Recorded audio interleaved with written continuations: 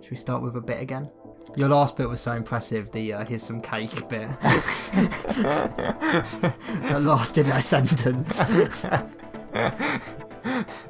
Yeah, I mean, I thought it was a good bit. No, it's a great bit, but you should do another bit. Okay. You should begin each one with a bit. It's Hector's bits, Hector's little bits. Welcome, everyone, to Hector's Bits. And today, we have 5 bits in my hand.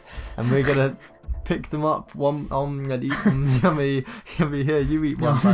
Yum. Bradley's Yum, eating yum. my bits now. This is audio. You don't have to do this with your hands. You don't have to actually pretend to put things in my mouth. No, it makes a big difference. Does it? Yeah, it does. Was that... Okay, that was the bit. Yeah, that was the bit. Yes, welcome, everyone. Welcome to episode 31 of the podcast. We're going to get better at those. Eventually, we're going to get so good at bits that you won't be able to tell what's real. Oh, fuck. Holy shit. Through to you, Hector. You're not going to know what's real. Yeah. Jesus Christ. You're not going to know what's real. Someone's going to turn on the podcast, start listening to it, and have a breakdown on the bus. They're going to think the world's ending because we're going to bit about it, you know. This is a pretty focused episode. Our main topic's obviously going to be Doctor Who, the Star Beast. Unless you've got any quick things. We usually do some little ones, and I haven't got any of them. You're not going to find them in my room. I haven't got bits hanging on the walls. You never know. Again, Chucky's in Dead by Daylight now. We haven't tried it. We don't have much to say. We do need to try it, yeah. We do need to try it, but we've been playing Space Engineers, which has gone disastrously. Yeah, we're constantly dying. Yeah. I can't think of a single little bit we could do. I can't think of one either. I mean, we could talk about the prices. Of what? Just in general, yeah. Prices are out of control these days. Let's turn this into like a political rant. Yeah. Let's talk about the prices. Because they're bloody foreigners. They're coming in, and with each person that comes into the country, it's raising up the prices by one person. You know, that's one more person trying to buy something, so the prices go up. Yeah. Right. It's disgusting. Alright, that's that. Yeah, that's that. Alright, let's get into it. Doctor Who. I guess it's just a Doctor Who episode. I mean, I love it, but I don't know if I could talk for a whole hour about it. Oh, actually, to be fair, I could talk about how... What's your life update? Because every episode you've done a life update with your job in your house. Yeah, I could talk about how I've discovered how unfathomable... Actually, no, related to the prices. So actually, yeah, we are going with the prices. We're going with the prices. We're talking about the prices. It is unfathomably expensive to fucking live in this country. Yeah. Anywhere in this country. Yeah, because I sat down to myself... Yeah, so I sat at my Hector chair, at my Hector desk, on my Hector computer... And I thought to myself, well, I'm going to be moving out, and you know, when I'm living at home, burn this place to the ground. I should burn this fucking place to the ground. And I thought to myself, well, if I run out of money at home and I'm not able to pay the rent, that's okay, because like, you know, is it? It's not the end of the world. Because you got your 1 month. Because you got your house to fall back on. Yeah, because I've got like the house to fall back on. But if that happens in the real world, you're fucked, mate. That's how you get homeless. Yeah, that's literally how you get homeless. That's literally how you get homeless. So I thought, okay, right. In that case, but imagine if you move out and the next day, the house you're in now, your family home burns down, and all your family die in that fire. What? Imagine that. I want you to really picture that happening. I don't want what? Emotionally, physically, I want you to picture it. To just burst into tears. Wow. Imagine it's happened. It has happened. You'd have no one to go back to. Yeah. Your phone rang while you were in the toilet. I was thinking of ways to break the news. I don't want to do the podcast anymore. Don't let that ruin a good time. Yeah, I won't let it ruin a good time. But yeah, I mean, that's how you become homeless. You've got no one. And so I thought, right, well, in that case, I should probably be somewhat responsible and make a spreadsheet so I actually know if I'm actually going to be able to afford Are you this. saying you hadn't already made your spreadsheet? Spreadsheet's key. Spreadsheets. I mean, you should have done that before you even thought of buying a house. I should, yeah. I should have made a spreadsheet. But, well, no, I kind of did mentally. But then I was like, right, we're going to do it to the penny this time. And it's a good for the thing. penny, not for the pound? No, to the penny. Why would I do it to the pound? You've not heard that expression, in for a penny, in for a pound? What are you talking about? Why are you doing this? I did a riff on an expression. Clearly, I reckon the audience are laughing hysterically, but you took it badly. So, yeah. You took it as an insult. You were like, "Why the fuck would I do it to the pound?" Why would I do it to the pound? But no, I did it to the penny. Yeah. As some people might disagree, but I did it to the penny. But therefore, you also did do it to the pound. I did do it to the pound. There you go. Yeah. Okay. High five. I don't even know if that'd be audible. It might be. We just did like the worst high five. The saddest. I really hope they might call that so they know how bad that was. And I discovered that it's a good thing that Shimong's moving in with me because it's going to cost £3,100 a month. Jesus. But how much of that is she actually going to pay? 1,100. It's the rest I'll be paying for. What's that percentage? Well, basically as much as she can afford. I don't know what the percentage is, but you ever thought about the fact that that's due to sexism in this country? You earn like 70p to the pound more than I make 70p to the pound, but you know that's just 70 pennies to the pound. And you've taken in those pennies. Sound as a pound. Sound you know, as a that's pound, just how it goes. Yeah, and down to pound town. Yeah. And I don't frown. You're upside down. No. Actually, no, I am frowning. Yeah, because I'm unhappy about how expensive these pounds are costing. Yeah, and it's just that's. And you come from money. You've got a good job, and you're saying it's expensive. That was what I realised. I realised that even though I've got, compared to the average salary in the UK, I have a good job. You make double. Not be able. You make double what I do. I would not be able to afford living on my own. You could buy me. Should I? Yeah, I think you should. I should. I mean, you could hire me as like a butler. What about as like a professional, like backup laughter, like. Or like a soundtrack. No. So like everywhere I go, when I make jokes, you're always in the background and you laugh. Dude, I do that anyway. I do that for free. No, but now you need to be with me 24/7. I could do that. Yeah, how much are you charging? 50p on the pound. 50p in the pound? What, am I, a woman? I am, actually. Bradley is trans. Yeah. Yes. Welcome to You're trying to Bethany. Bethany? I don't like that. It's the closest I could think of Bradley. Someone we know's got next with that name. Oh, yeah. What about... I mean, Bradley could be a girl's name. Can it? Yeah. There's a character who's a girl in Bates Motel called Bradley. Wow. Yeah. Is she trans? No. Wow. It's not everyone is trans, Hector. Yeah. Get out of your woke agenda dream. So it's just because I finished watching the episode of Doctor Who, now I just am expecting to see people in wheelchairs and minorities are everywhere. Yeah. That's a good thing. That's a good thing. Yeah, that's a good thing. That should be the world we live in, obviously. Yeah, obviously. But yeah, so everything's so expensive. You're crying about it. Yeah. So what, you're going to cancel? You're just going to... Yeah, we're not moving out anymore. Yeah. But it was sad because I was like, yeah, I've got this new job. I'm going to save the exact same amount of money each month. Yeah. Nothing has changed, essentially, which kind of sucks. Oh, so that's like £3,000 a month? So, what, that a month. I thought you meant like overall. What the fuck do you mean overall? When you were buying a house for £3,000. I thought it was a great thing. I thought it was a good investment. No, it's going to cost £3,000 a month. Jesus, man, that sucks. Yeah. I wouldn't do that. It is not an expensive house. It's a 3-bedroom, smallish house. Yeah. It's £1,500 a month rent. Yeah. You've got 5 housemates. Yeah. we've got 7 lodgers, a small family. Yeah. There's no kitchen. There's no kitchen. No, yeah. It doesn't come with a kitchen. No, it comes with exposure. Yeah, and I do it for the exposure. You do it for the exposure. But yeah, fucking, what are you gonna do? You're gonna get a new job. You're gonna get a second job. I'm gonna have to. Well, I mean, I'm just gonna have to deal with it, and then I guess try and get a better job eventually. Get a second job. I could get do a 2 second jobs. job. Do 2 jobs. But like, how if I was on a 24k salary, me and her would not afford to be able to live there. So who the fuck is living in these places? Actual like family units. What, and then everyone in the house is having to... That's fucked. Yeah. Right, that's fucked. Dude, why do you think there's so many of our generation who still live with their parents? It used to be that it'd just be a man, and that would one of my aunts moved out when she was 15. Couldn't do that. You couldn't do that today, no. Unless you robbed a bank. And like, the worst part is that house is not expensive. The cheapest, like, 2-bedroom place I could see anywhere, even in... Gonna have to censor that. Yeah. Even in our hometown area where the housing is cheap. In Suffolk, the housing is cheap. You don't have to censor that. I don't want them to know anything. Suffolk is a big... What, England? If I could help it, they wouldn't know I was on the Earth. I want them to think I'm on a space station somewhere. Yeah. But... like, the cheapest I could find is like £1,000 a month, and that would only save, £500 a month between the two of us. So that would bring it down from costing £3,000 a month to £2,500 a month. Yay. like You sound ungrateful. £2,500 a month, but we'd be living in shit. Basically, we'd be living in a tiny 2-bedroom cramped flat. Well, if 500 isn't anything, why don't you get a slightly better house and make it £3,500 a month?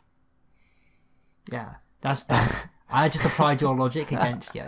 The other way around. Well, at that point, I'd be saving even less money. Yeah. But that's bad. That's bad. Yeah, that's bad. I know that's the bad version of what I said. But... Yeah. But yeah, I genuinely don't understand how people are living in this country. It's because, well, I mean, a lot of people in this country are getting money, like, from the government, like, getting help. I need help. You need help? You can get help, probably. Actually, I got help. Today, actually, yeah, this is something I could talk about today. Actually, also the reason why I was late was because there was a surprise meeting sprung onto everyone in the company that is mandatory. Oh. And it's a meeting hosted by the CEO and the chief finance officer. You met the CFO? Yeah, I met the CFO. Holy shit. That's right, that's right, so baby. jealous. Yeah, that's right. And it was a meeting to go over our new employee benefits. Ah, yeah, you're an employee? Yeah, no, it's just something. yeah, I'm an employee. I was in case you didn't know. Yeah, I mean, what else would I be? You could be a consultant, freelance. That's true. You could be. Yeah. Then technically you're still employed by the company. Yeah, potato. Okay. And in the benefits that we get, one of the benefits, I can't even remember what this is linking to now. What were we linking this to? Your house. You said something. I said that most people who live, to afford their house are getting money from the government. Oh yeah, and I was like, I need help. But actually I'm getting help now. Now I get free private healthcare help from my company. We're not in America, you don't need that. Well, I'm getting it. That's not that important. I'm getting it. They're not helping Apparently, you. that is a really, so the way they've pitched it was like... Do you get free dentistry? They didn't mention that. So I'm going to assume no. Then who cares? I'm going to assume no. Actually, wait, let me go over this because it's actually... Because it is cheaper to get heart surgery than it is to go to the dentist. It's actually mildly... Some of parts of this were mildly funny. So they prefaced it by, right, this company is growing, this company is changing, and we want to help our employees to feel safe, secure, and looked after. Yeah. Of course you do. So what we've done today is nothing short of a miracle. They were like, what we've done today is a big deal. You should all cancel your Christmases because Santa's come early this year. I made that joke 5 times. No one got it. No one not. And he was like, and now I hand over the floor to John. I can't even fucking remember his name. John. And John was there with his face cam on. And John went, my name's actually Steve. Yeah. And he had a Christmas tree behind him and he introduced himself. Hi, I'm John and I'm going to be briefing you on your new healthcare pack. Did everyone have to applaud? He said that. We all applauded, yeah. So one guy in the back went, woo! And they went, that's too much. You're fired. This is a professional company. And he went over the benefits and he was like, right, so you're going to get private healthcare and insurance. And then he took a long pause and he went, why is no one applauding? and then he's like, so what that means is you get to skip the queues at the NHS. There's no queuing, no waiting lists. You scumbag. Yeah, no queues, no waiting list. I just get straight to the front of anything. You got fast pass with the NHS. I get into the fast pass queue. Yeah. So now I get to queue with all of the other people that have private healthcare. You get to queue with all the other people who are skipping the queues. Exactly, yeah. And apparently, if I ever need to stay in a hospital bed, I get a private room to stay in. I don't have to stay with all the commoners. What a scum. What a scum. Yeah, exactly. And I get access to private private GPs and private jets. Yeah. Trying to fly you to the hospital. Think of anything, make it private. I get that. But they didn't mention dentistry. They didn't mention dentistry. But what they did mention was that I now, as a part of this, I don't get access to the normal medication that everyone else gets. I get access to the private medication, right? So if what does that mean? So if I go to my GP and I ask for paracetamol or ask for anything, literally anything, they'll give you Vicodin and propofol. They give me private medicine, and I was like, oh wow, that's great. And he said, now that means you'll have to pay for private rates. So that medicine doesn't come free. You have to pay for it. Your paracetamol is now £50 a pill. And ironically, anything that I buy from the GP now is going to be more expensive. That doesn't sound like helpful. That's not. But what does that mean? Good. Like what? Oh, this paracetamol is 50% more paracetamol. Like, what does it mean? What private pills are you getting? It probably means that maybe do you get medical marijuana? There might be more availability of the prescription drugs, maybe. Like sometimes you have to go on a waiting list to get it, so maybe it's more available. So, but you got the fast pass for prescription, and you pay more for it. You pay more for it, and I didn't ask to have to pay more for it. This isn't optional. I have to pay more for all of my stuff. Someone stood up and went, "Could we opt out of it?" And they shot him in the head. Exactly. Yeah. And a part of this scheme is my family members are now covered by this as well. Oh, so now all of my family have to buy the expensive. Have to pay more. You're going to ruin your family. Exactly. Yeah. So I mean, to me, it actually sounded worse. Bad, yeah. It actually sounded. They did the opposite of help. Fucked us.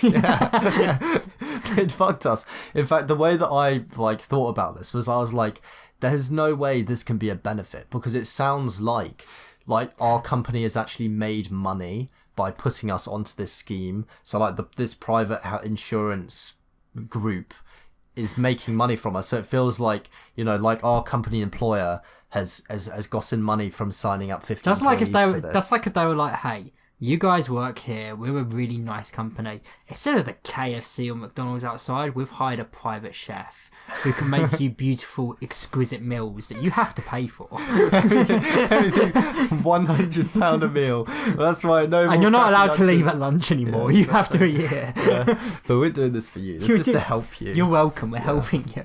Yeah.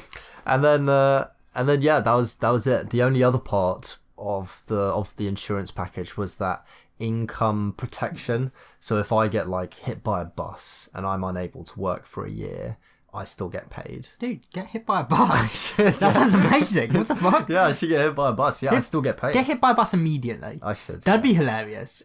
They tell you that, and the next day you just so happen to get hit by a bus. Oh, that'd be so fucking funny. Yeah, the CEO's gonna be like, right, look, I'm glad that you're happy about this new insurance policy. Clearly, you're excited about our insurance policy.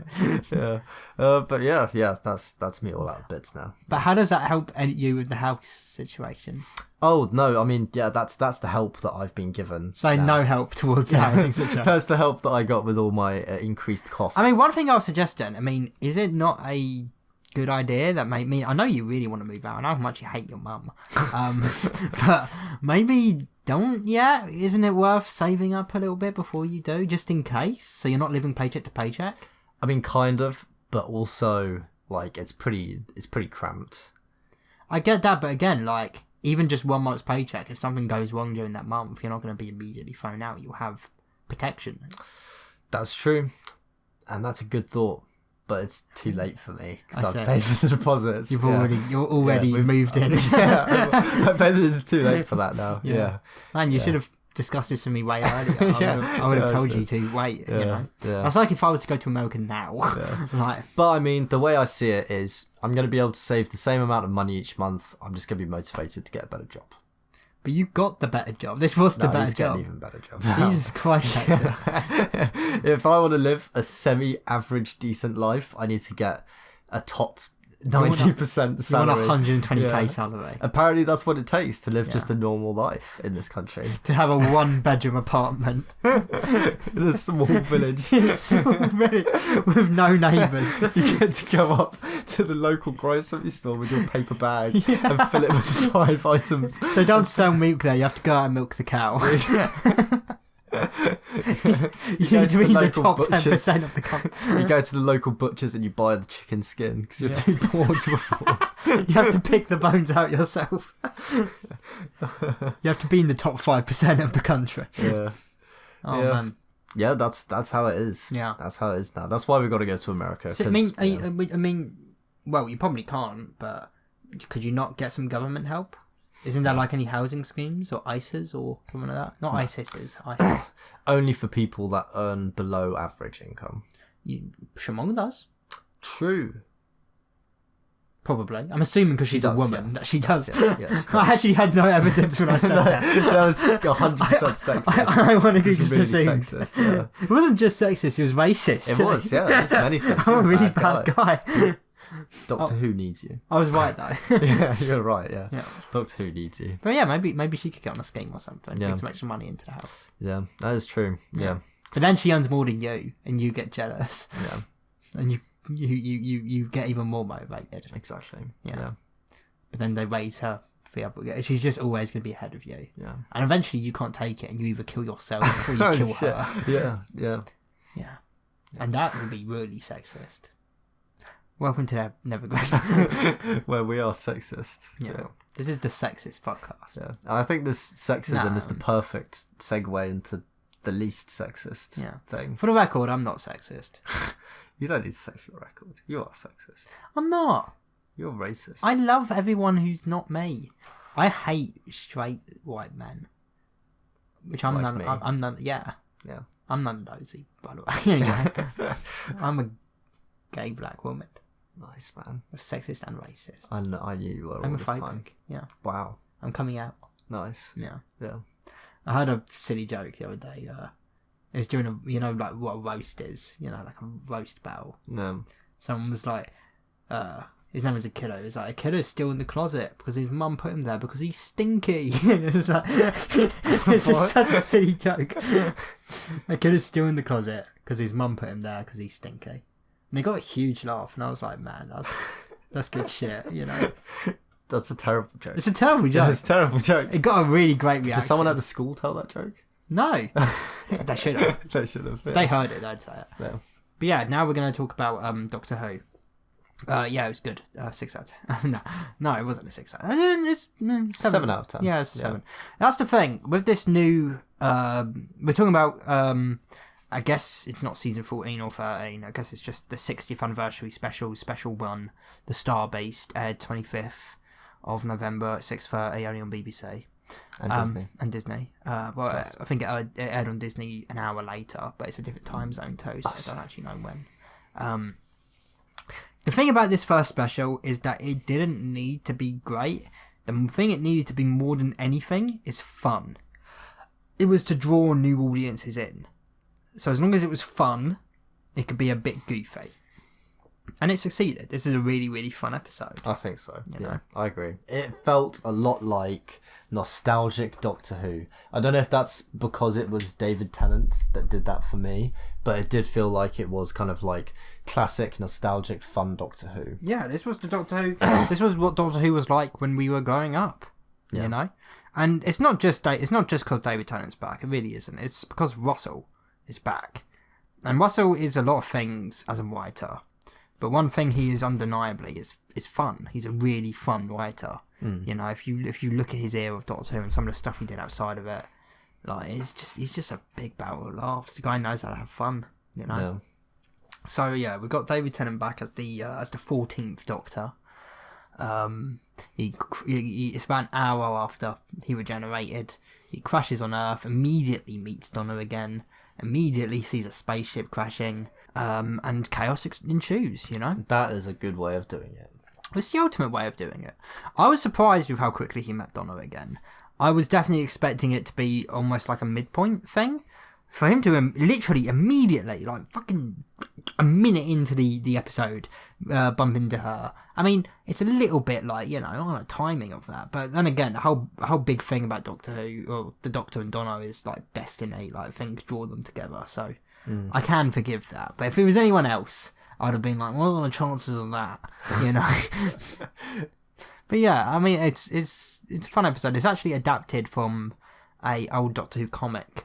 With the 4th Doctor in, that was released in like early 90s, maybe late 80s, called The Star Beast, which is back when it was owned by Marvel. Did you know Marvel did Doctor Who comics? I didn't. Yeah. Wow.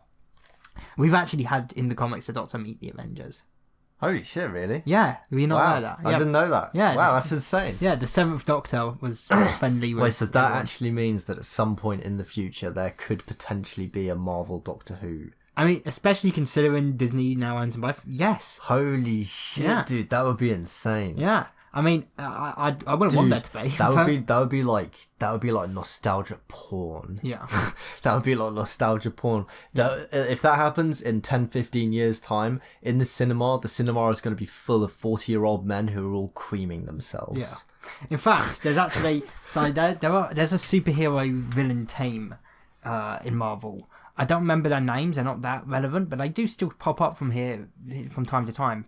They're all from Gallifrey. Like, canonically, you can look it up in the Marvel wiki. They're just from Gallifrey. They're Gallifreyans, they're Time Lords. Yeah. No one really mentions it in the comics now, but I know. I know where you're from, guys. That's cool. Yeah. That is cool. I mean, what did you think? I thought it was good, and actually, also, I thought that him meeting Donna at the beginning is necessary because you don't want to waste time. Yeah, because I feel like if this is for new audiences, they need to introduce people to the dynamic of Doctor Who and Donna, and like like we know that they were a thing together before, but a new person watching that doesn't. The thing is, no, they actually will, because this is my least favourite part of the episode, because the first 2 minutes of it are like a recap where the Doctor's, in the very beginning, it's like the Doctor's floating in space, and he begins it with like once upon a time, once upon a time.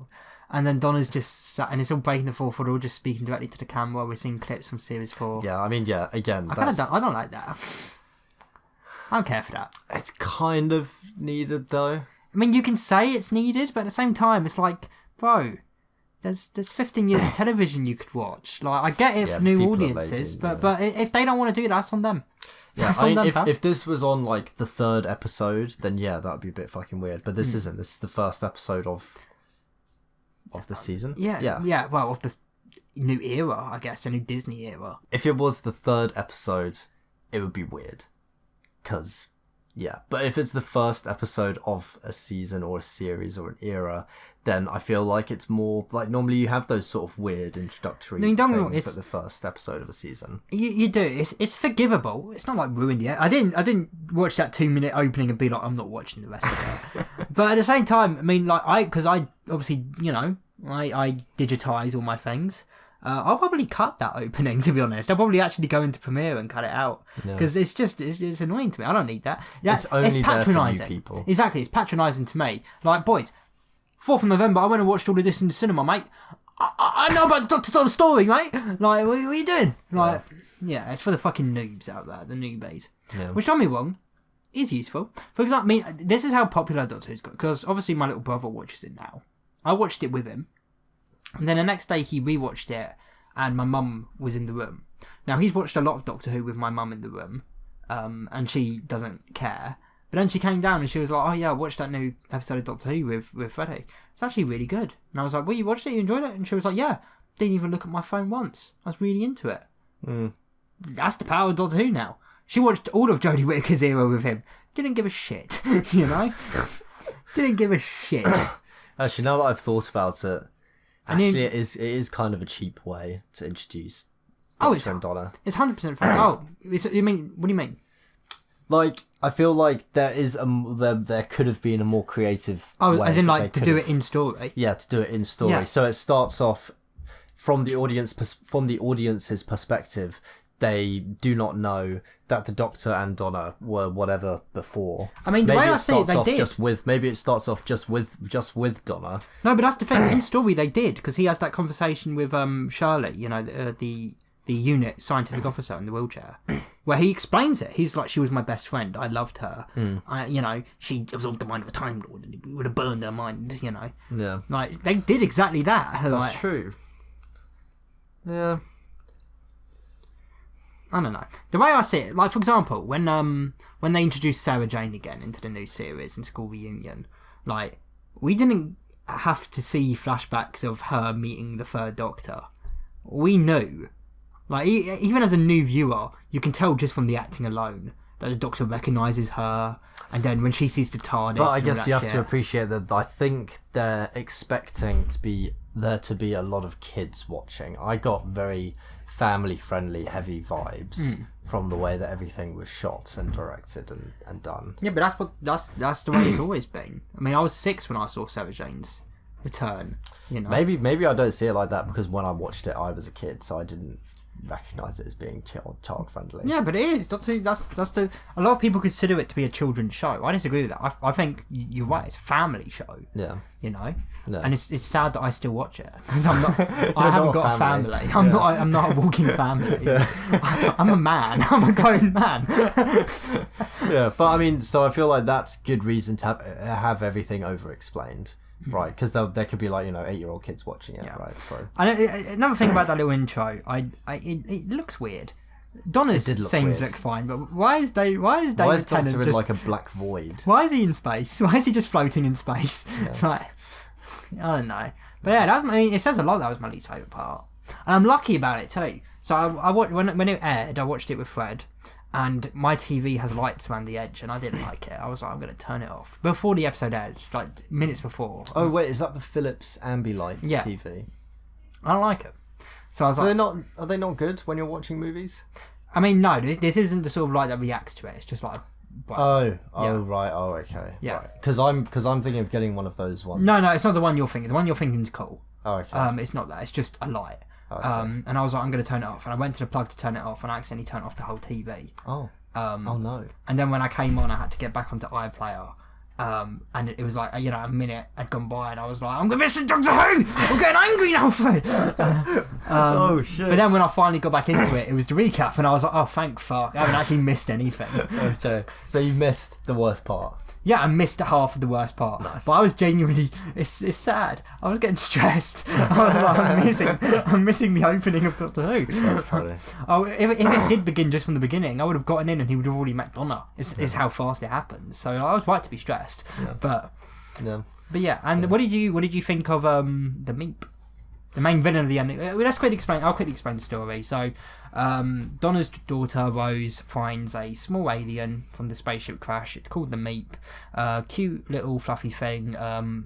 Neutral gender, I guess. They make a big point of that. It's not got a pronoun. It's just the Meep. Which, by the way, a lot of people I saw on Twitter being like, oh my god, they're introducing pronouns into Doctor Who. Yeah, the third Doctor had that exact conversation with an alien back in the 70s, mate. It's not that, no.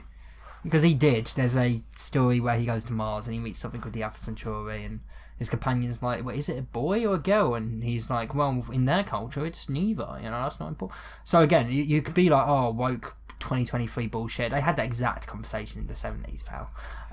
It's Doctor Who. I think it was just because I heard, what are your pronouns? And I thought to myself, good fucking God. I mean, for me, it was more the fact that... I mean, at the same time, why did the Doctor assume it was a he? It's voiced by a girl. Yeah. It's voiced by Miriam Margolyes, who's in Harry Potter. Not a small name, What? Yeah, I wouldn't have assumed the Meep was a guy. I would have been like, I'm going to get her home. And then that exact conversation would have happened. You're assuming her as a pronoun. But yeah, so they find the Meep. It's been attacked by the Wharf Warriors. Which, by the way, in my head, it's not that. Because I've only seen that word written. And for me, it was always Wharf instead of Wharf. So I've got to correct myself every time I say it from now on. Because for a year, I've been saying to all my friends who watch Doctor Who, oh, they're bringing in the Wharf Warriors. And then they're going to watch it and hear it be Wharf, and they're going to be like, Bradley knows nothing. Bradley's a fucking idiot. He lied. He's a fool, and he lied to me. So yeah, the Meep's getting hunted by the Wharf Warriors. And the Doctor finds out, oh no, it's a lie. The Wharf Warriors are the good guys. The Meep, the cute little Meep, is actually a really bad thing. And then it tries to destroy London in order to power its ship and go back home. And in order to stop it, the Doctor's got to reawaken the Time Lord meta-crisis in Donna. She gets her memories back. Oh no, Donna's going to die. Oh no, she's not, because Donna had a kid. It got spread to the kid. And the fact that it's a trans kid's really important because she's non-binary and the meta-crisis is binary because the Doctor is neither male or female. He's neither and both. And all of them. And man, that was cheap and cringe. How it did the cuts from her saying binary, binary, binary, and then it cut to the trans person's face, non-binary. Which also, I mean, she isn't non-binary. Yeah, she's a she. True. Yeah, like Russell is very cis. He's not trans, but I was under the no. Yeah, she's a she. She is binary. She is binary. Not every trans person is non-binary. Yeah. They're not all they, them. Yeah. Like, Rose is a she, her. So, like... So it makes it even less... I mean, that for me was my... If anything, it was transphobic. Yeah, that was transphobic. That for me was not that specific scene, but the sort of, like... there were many times where I felt like it was just, like, obvious, awkward placement.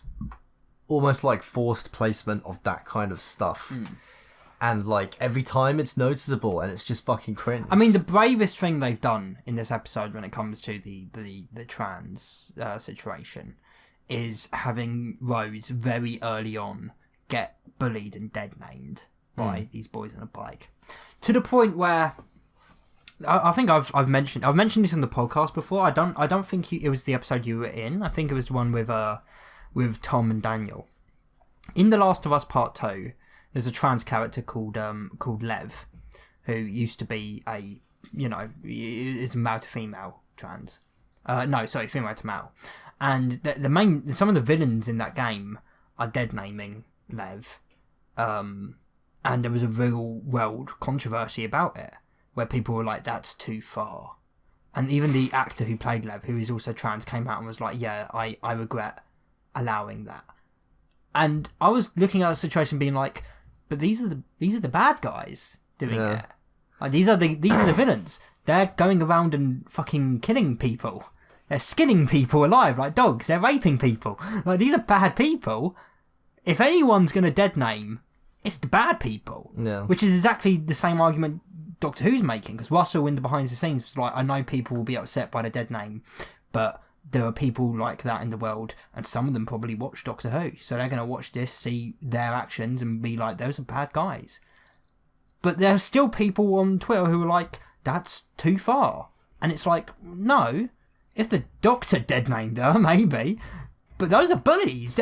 You're supposed to point at them. You're supposed to point at the screen and be like, those are bad people doing that. Yes. It's not too far to dead name her. It's not. That happens. That happens in the real world. The amount of people who still call Caitlin Bruce, it happens. That's just a real world thing. You can't pretend it doesn't. You know? So I thought that was actually... When I first watched it, I remember being like, that's really fucking bold. Because I knew that would be controversial. And it was. It really was. There were people on Twitter who were like... Because there is a load of Doctor Who fans who are very, transphobic. There were a lot of people who are like, oh, Russell shouldn't have done that. He's given the transphobes ammunition. Now, whenever anyone who hates Rose wants to fucking, rip on her, they're going to call her dead name. And it's like, yeah, but those are the bad people. Those are the people you're pointing at the TV and going, they're bad. Like, yeah. It'd be very different. It's a dumb controversy. Dead name her if you're bad on the TV. Don't do it in real life. It sucks. I wouldn't. Yeah, and I'm a good guy, but yeah, and then I don't mind the fact. I mean, the binary shot, the actual shot of her face when she goes non-binary, is a bit cringe. But at the same time, I don't mind that explanation for why it doesn't kill her. Oh yeah, it gets it's too much for one person. It went to the kid. See, for me, like the insertion of the trans part of it is completely unnecessary. Because just the fact that she had a kid and like some of the energy has gone to the kid, that's enough. They didn't need to bring up the fact that the kid could be trans. It could be a trans actor, could still be all of that. The fact that they've kind of like made it a part of this is kind of like they're purposefully, and that's the part that annoys me. It does me. The part that annoys me is not the fact that there is a trans actor. That like who cares? Or the fact who that there's, cares? or the fact that there's up top, my brother. That was better. That was a good one. Yeah. But it's more that, like, trying to make it an obvious... addressing it. Yeah. Actually addressing it in the story. And, like, talking about it or making it a point in the story, making it a part of the story, in my opinion, is completely unnecessary. Because how often would you see binary, straight? Being straight is part of the binary. like you know what I mean? Like, it's like, who fucking cares? Yeah. I just feel like it's and now has this just become like a stage for trans issues? Or they do say in it that the reason that, by the way, it's now canon. The reason that Rose is trans is because of the meta crisis, because it's canon. That's the actual reason. They're saying that the reason, and I actually think it's kind of it's silly, not in a like, oh, it's as in like the fact that they're doing this is kind of silly, but they say, oh yeah, the reason Rose is trans, I mean, you know, paraphrasing, but the reason Rose is trans is because she's got that part of the Doctor in her, and the Doctor is gender fluid, you know, he can regenerate into a man, he can regenerate into a, you know, they literally say the line, because the Doctor is male, female, neither, and both, and more, and all that. So the meta crisis made her trans. Yeah. But it didn't need to do that. Again, she's not non-binary. She's a she. Yeah. I don't know. The worst line in it, and it's hilariously hypocritical, because 5 minutes ago, Rose literally says the Doctor is male, female, neither, both, and more, and all that stuff. And then 5 minutes later, when he's like, we got to deal with the meta crisis, she goes, well, we can do something a male presenting Time Lord will never understand. God. Now that line is genuinely hypocritical. You just explained how, as a Time Lord, the Doctor is above that. He is gender fluid. And now you've got Rose being like, but you're a male presenter. I wish you were still a woman. She would have understood. You were a woman an hour ago, Doc. Like, no shit. By the way, I watched all of Jodie's era. No, she wouldn't have. What are you talking about? No, she wouldn't have. She wouldn't have understood. We're women, so we know how to release the Time Lord energy. We know how to let it go. And they let go of their Time Lord energy because they're women. And at the same time, and again, they haven't actually made it too clear what they meant by let it go.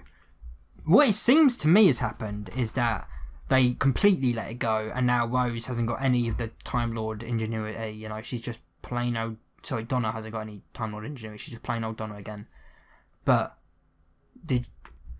how, like, physically, why? I'm gonna ask, why couldn't she have done that at the very beginning? But then I know the answer is because, again, she needed to have the child. She needed for it to be shared. And it's like, okay, but at the same time, is that not something the Doctor would have known? Like, I guess not, because he's a man now. I guess, but at the same time, it's weird that at some point when he was Jodie, when she was Jodie, he didn't sit around like in silence, just thinking for a bit, and he was like, I could totally go back and save Donna right now, actually. Now I think about it, she could just let it go now, I think. Yeah, it's because I think in reality that wasn't thought out. It wasn't. It was just like weird, inserted. Yeah. That line is, sorry you asked, that line is really hypocritical.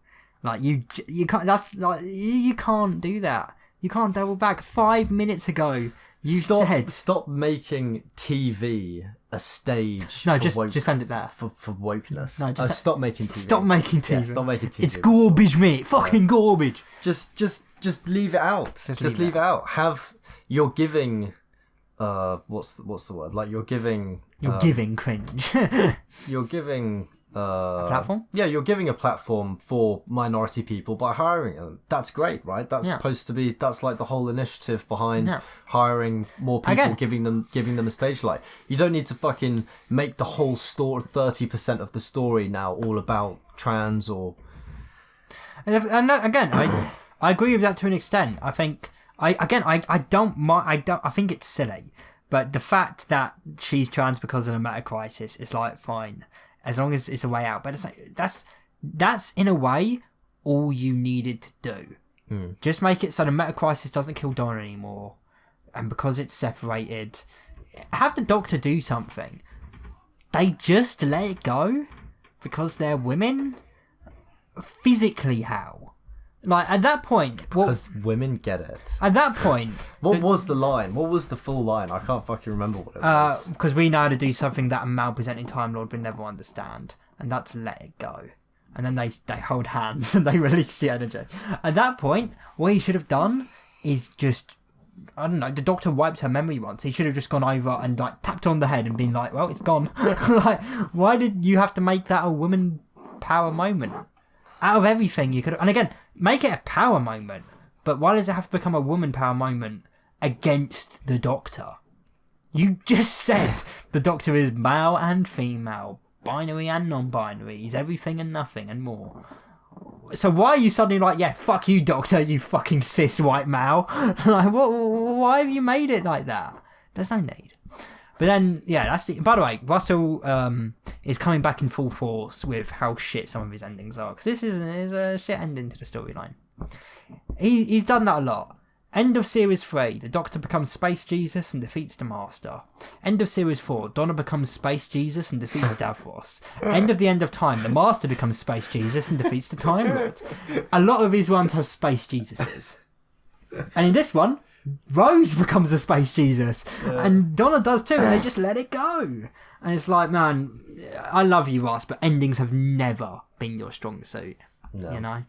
But at the same time, again, it didn't need to be, because this episode just needed to be fun. And the ending was good. You know, them explored that new TARDIS, by the way. I love it. Awesome. Beautiful really cool. TARDIS. Yeah. I watched it with my little brother, and I didn't speak much during it. But when the new TARDIS was on screen, I saw the scale of it and how beautiful it looked. I audibly, like, to him, I was like, wow, that looks good, man, doesn't it? My little brother was like, that looks amazing, you know? Because it does. I mean, it's not my favourite TARDIS, aesthetically. But man, I can't deny that's an amazing TARDIS. It looks very classic Doctor Who. Yeah.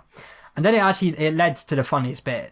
I laughed the hardest during this it's the line delivery of it.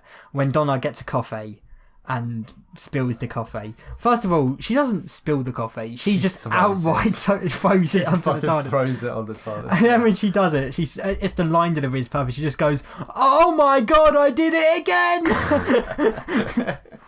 I loved that. Yeah. And then they're off to anywhere in time and space, and that's the end of it. Yeah.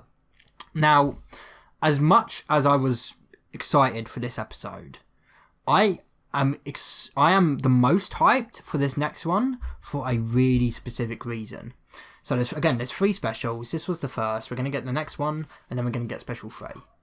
This middle one is the only special where I have no idea what's happening, to the point where, like, they released trailers for it. Only 2 shots of those trailers, 2 shots were from the second one. None of them revealed any story.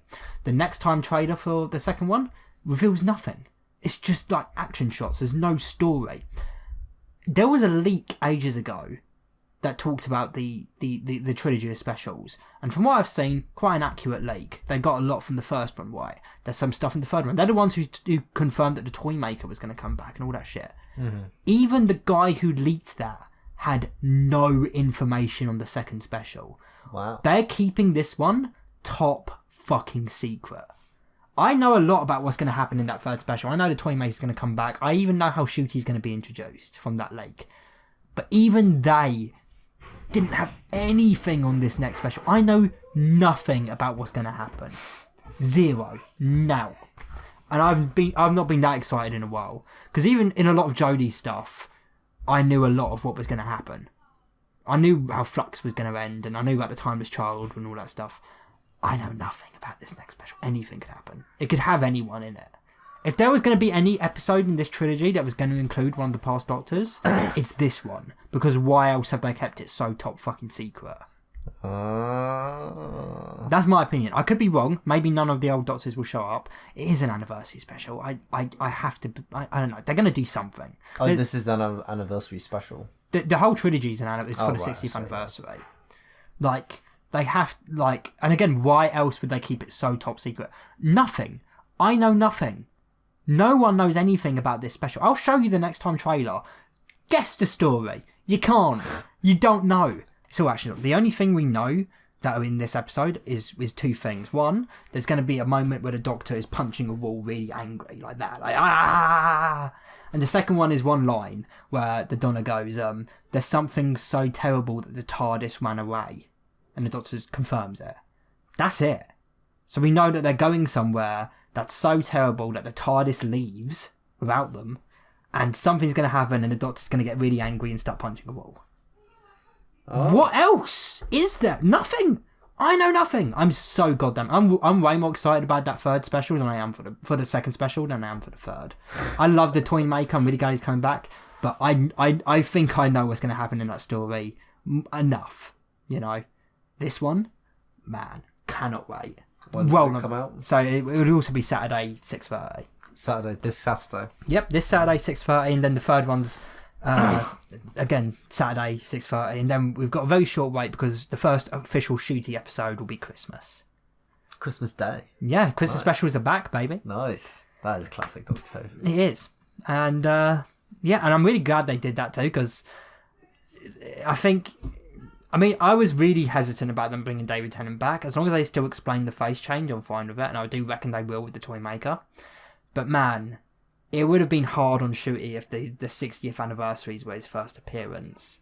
A lot of people want fan service on anniversary specials. Think of the last one with Day of the Doctor. Like, you want fan service, and that would have been a lot of pressure for Shooty. So I'm really glad that instead of it being the 60th anniversary, it's the Christmas special. That's fine. Bring it in on Christmas. Yeah. You know, nice family treat. Not for me. I'm going to watch it alone on Christmas. Like Ebenezer Maybe Scrooge. I'll come along and then it can be a family treat. On actual Christmas? Yeah, on Christmas Day. Yeah, we could watch it at your house. Yeah. We could do, actually. No, we can't. I've got to be here for Christmas. My nan is coming over. Oh, no, it's New Year's Eve. You said that you're not home. Yeah. Yeah. But yeah, I think that's everything then. Yeah. That's everything I want to say. But yeah, 7 out of 10. It's a good episode, don't get me wrong, but I have to believe this will be the weakest of the specials because it could be. It doesn't need to be the highest. It just Imagine needs if the to be next fun. episode's the reason why it's so under wraps is because it's so bad. I would be really shocked. Another thing we know about it is that Russell and David have both said in interviews that their exact wording is it's unlike anything Doctor Who's ever done. What the fuck does that mean? Really? Yeah, and in fact, the only other thing we know is in a thing. Because Russell briefly described the specials, he said that one's like a sci-fi romp, one's like an action, which I think will be the Toymaker, and then he described the other one as horror. I think this one's the horror. Oh, yeah. Now that does make it exciting. Wait, who directed the Twilight? Twilight? Not Twilight. Fuck. Where they're on the planet with all the crystals. Midnight. Yeah, Midnight. That was Eurus Lyn. It's not the same director. Oh man. But it doesn't have to be. I mean, Eurus Lyn has moved on to bigger and better things. I mean, they got Rachel Talalay back. She hasn't directed since Capaldi, but she directed like Heaven Sent, the one where he's in the castle. And she's the one who directed this one. Wait, so who's going to be directing? Wait, who wrote the Midnight? That was Russell, man. Oh, okay. So it could very well be that vibe again. Exactly, and if he's describing it as a horror, what can I say? I'm very excited. If I get my phone up, I'll see if I recognise the director. It's the next episode, so that was the Star Beast. Special 2 is called Wild Blue Yonder. This one? Coming up. Yeah, which is also a very interesting title. Like Wild Blue Yonder. Again, a title that doesn't reveal anything. Yeah. And then the third one is called The Giggle, and that's the one with the Toymaker. Who is the Toymaker? Neil Patrick Harris. Barney from How I Met Your Mother. We haven't seen him before. Oh, you mean who's the character? Yeah. Sorry, yes. So he is a first Doctor villain, and he hasn't appeared since the first Doctor. I see. So they're going back. He was in season 3. Wow. Okay. Of the original thing in 1966. That's cool. Yeah. But yeah, they're going back in time. Don't need money. Alright, let's see if I recognise whoever directed this. So it was directed by Tom Kingsley, who... Okay, he's directed Ghosts. No one. If anything, I prefer that though. I don't recognise anything. I haven't seen anything he's done before. I don't mind that at all. Yeah. Bring in new blood, But yeah, I'm very excited, and obviously we'll talk about it in the next podcast, and I hope we'll have a lot to talk about. I've got my expectations for this episode are really high, and I really hope I'm not disappointed. Oh no. Don't get me wrong, I'm not like, I bet Matt Smith and Peter Capaldi are going to come in and we're going to get Susan back and they're going to fucking bring back fucking Martha and all that shit. I'm not expecting a massive. What I'm expecting is something unexpected, if that makes sense. I want to leave that episode being like, wow, I wasn't expecting that. And that's the thing, because I could, because I could expect like, Matt Smith, Peter Capaldi. I don't want it to be that. Yeah. I want it to be something I wasn't expecting. Yeah. And then I can leave being like, wow, that was unexpected. And I expected that. Perfect. So thus it was not unexpected. Yeah. But yeah, thanks for I think that's the end. Thanks for listening to this episode of Hector's Kitchen Chaos. Yes, thank you everyone. Which I honestly I think that would be a really good prank. Yeah, we're gonna do that in your new house. We should definitely do. Yeah, should we? I mean, we said we'd do it as a prank on Daniel, but should we just make it a show? Yeah, let's just make it. Let's just do it a full weekly, show. You know? Yeah, let's put it on free TV. I mean, what are the bets that Dan actually does listen to the podcast? None. You don't think he listens to the podcast? I can tell you for a fact he doesn't, because in each podcast that we did with him, he reviewed that fake name thing. Yeah. Remember? And then in the podcast I did with Tom, I kept calling him Daniel, and he was like, "Man, you got to stop calling me that, man." And I was like, "I call you at every episode. You're in the description as Daniel. you're in the podcast bio. It says join Bradley, Hector, and Daniel." And he was like, "Oh man, I didn't want you to do that." And I was like, "Well, one, it's too late, but two, if you listen, you know." And he was like, "That's true. I don't listen." But so yeah, he doesn't listen. I mean, maybe he will now that he's gone.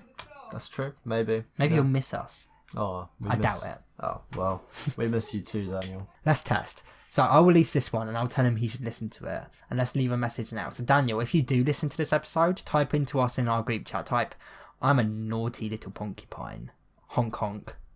And if you don't type that, then we're going to block you on Christmas Day. That'll be a Christmas joke. Yeah, that'll be our Christmas joke. We're going to block you on Christmas and never return. Yeah. So perfect. You better listen, boy. Yeah, me and Bradley are going to go off to America and forge a new life. We'll move next door to you, but we'll pretend like we don't recognise you. Me and Bradley will move in next door as a gay couple, but we'll both have beards, we'll dye our hair, we'll both get, like, ripped. We'll adopt some kids. And so you won't recognise us, but you'll become friends with us, and you'll think, man, you guys are just like some old friends I used to have. And you'll never know that it's actually us. Yeah. Until one day we rip off our beards, because it turns out they were fake all along. Yeah. For years. Yeah, for years. We rip off our beards and we're like, ha ha! But at that point, it's gone on for so long that he's like, "Who? I don't get it." And we're like, "It's us, Hector and Bradley." And he's like, "Hector, I don't know anyone by those names." And we're like, "Oh, the joke's on us now. Oh, we took it too far. He's forgotten all about it. He doesn't know who we are. It's been 50 years. Of course he's forgotten us. We're 70 years old. He's never mentioned our name." Yeah, we should do that. Yeah. I think it's a good prank. I think it's a good prank. Yeah. But yeah, thank you for listening. Thank you for watching. All the people who actually watch through our window. There you are. Hello there. Should we end it on a quick bit? Oh, what can we do it about? No? Oh, never mind. Alright. Bye everyone. Have a good one. That was the bit. That was the bit. Bye.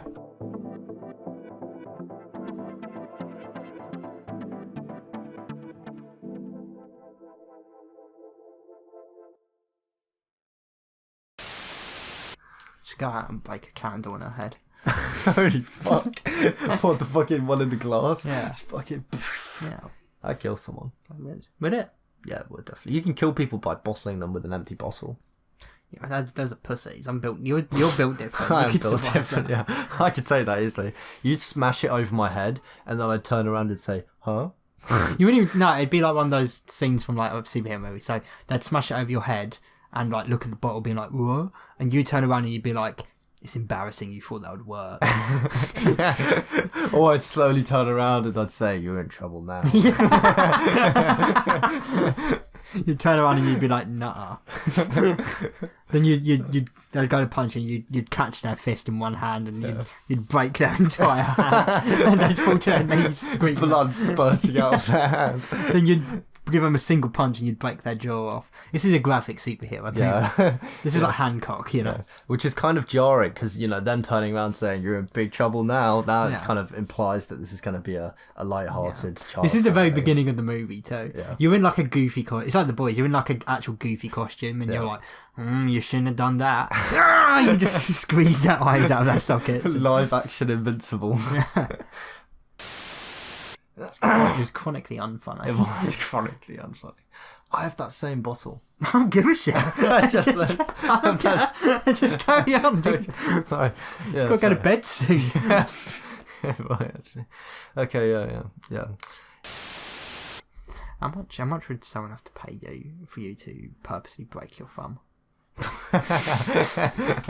For me to purposefully break my thumb? You know, someone come How over, do I have to break it? you have to like grab it like that, and and what, with my bare hands? I can't use any tools. No, you have to break it with your hands. I can't like smash it against the wall. Nope, you've got to use your hands. How much would someone have to pay me to do it?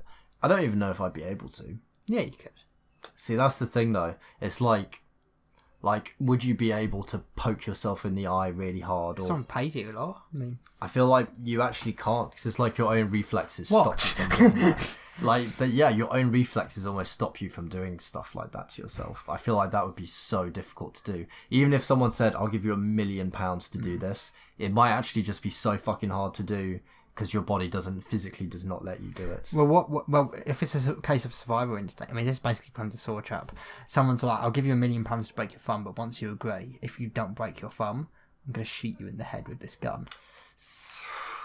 At that point, your survival instinct should kick. Again, it's like a saw trap. Yeah. Now it's life Now or you've death. got You've got to break adrenaline. your thumb. I feel like you could do it. Yeah. And you're going to get £1 million. I mean, is that how much? Is that how much someone would have to offer you to break your thumb? If you add the life or death, it actually does become different. Yeah, it does. Yeah. So take out the life or death. Say you Take can out the just life break, or death? Say you have the, you can. the You're willpower able to just break your thumb. Okay. How much would you do it for? Not that much then, because realistically, what, you then just go to the NHS and get it fixed? Yeah, or for you, your private healthcare. Private healthcare, yeah.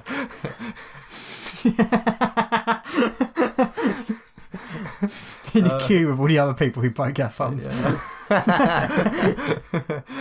Yeah, some maniacs going around and terrorising all the Rich private people, healthcare people. Yeah. But for real, I mean, what, fucking I guess grand? like a couple of grand. Couple grand? That'd be fine, yeah.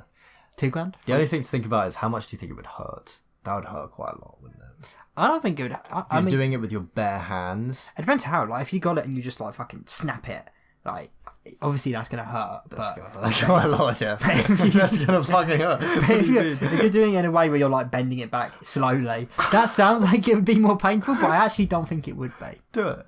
I'm not gonna. Have you got a couple of grand? Yeah, actually. Yeah? I'll give you 2 grand if you break your thumb right now. Check on it. That's what I thought, you pussy, coward. You can't afford it, mate. You got to move in. You got to get a new home. Yeah, I can't risk that. You're willing to spend a month's rent on breaking your thumb? On your thumb? No. And I've got to use your private healthcare. You've got to use my fixed. private healthcare. Yeah, that's Got to right. list me as family. No, I can't let anyone else use my private healthcare. Apart from your family. That's mine. Oh, even your family, even though they're allowed to, you're going to be... It's all mine. You fucking touch my private healthcare. I'll fucking kill you if you touch my private healthcare.